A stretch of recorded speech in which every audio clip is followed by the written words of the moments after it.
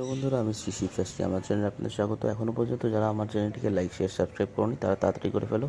আজকে যে বিষয় নিয়ে আলোচনা করতে চলেছি, বিষয়টি হচ্ছে একটি বশীকরণের টোটকার বিষয়। বালিশের নিচে এই কাজটি করলেই আপনার কাছে কিন্তু আপনার প্রেমের মানুষ ছুটে আসবে। আর এটি যে কারোর ক্ষেত্রে হবে, নারী অথবা পুরুষ, সবার ক্ষেত্রেই এই কাজটি কিন্তু প্রযোজ্য। যে কোনো মঙ্গলবার আপনি যে বালিশ নিয়ে শোন, তার নিচে যে ছকটি তৈরি করে দেওয়া আছে, এটা অ্যাকচুয়ালি ছক না, এটা একটি মন্ত্র। এই মন্ত্রটি তৈরি করে নেবেন লাল কালি দিয়ে একটি কাগজের মধ্যে। তারপরে যেখানে মাঝখানে মেয়ের নাম লেখা আছে, সেখানে মেয়ে অথবা ছেলে যাকে বশীকরণ করতে চাইছেন তার নাম লিখে নিতে পারেন।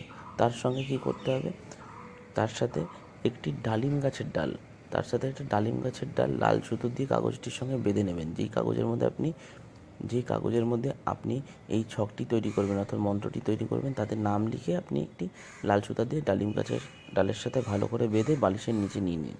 দেখবেন ঠিক 7 দিন পর থেকে যাকে আপনি বশীকরণ করতে চাইছেন, সেই ব্যক্তি, নারী অথবা পুরুষ, সে কিন্তু আপনার প্রেমে পাগল হয়ে যাচ্ছে।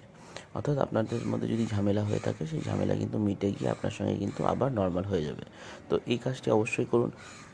পরিষ্কার অবস্থায় করবেন, মঙ্গলবার দিন করতে হবে। আর যখন আপনি কাজটি করবেন, তখন যেন আপনাকে কেউ ডিস্টার্ব না করে, একা অবস্থায় করতে হবে। নমস্কার, ভালো থাকবেন। পরের পর্বে আরেকটি টোটকা নিয়ে দেখা হবে। জয় মাতা দা।